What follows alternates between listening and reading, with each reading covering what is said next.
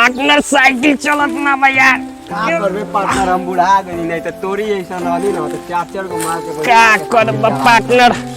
हम तो घींचत घींचत तना गई बनी है।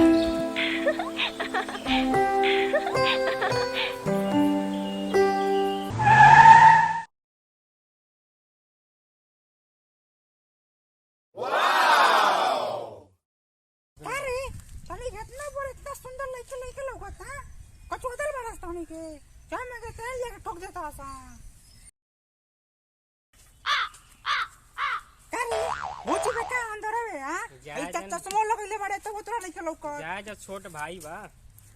देख लेबे दो तनी के ना मन बहसन बोली क्या अपनी भातारा के हां रुका से बुला के लिया तनी अबे रुक जासन देख अबे अबे भातार के बुला के लिया तनी मर्द के बच्चा बढ़त है इधर रहसन अबे बुला के लिया तनी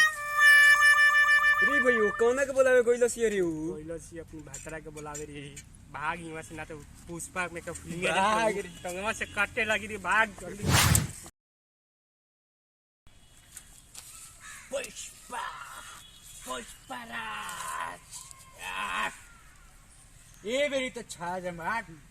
ललन टॉप ये बेरी तो रील्स पे वायरल अरे मारा लो ये पुलिस चल तोरी माल के जे मोरले बड़ा सर वही सब सीना काट दे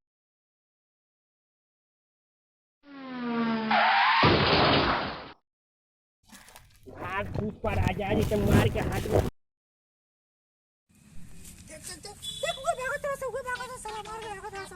हमर नामो ना बतइले है का पुष्पा फ्लावर ना एकदम फायर जायदा जान दोबारा ना आइयो सन का दोबारा आइयो सन तक काट के रख दम बूटी बूटी काट के रख दम खाली तो नामो बतिए ना पुष्पा नहीं पुष्पा समझ के फ्लावर समझ ना सन का फायर नहीं हो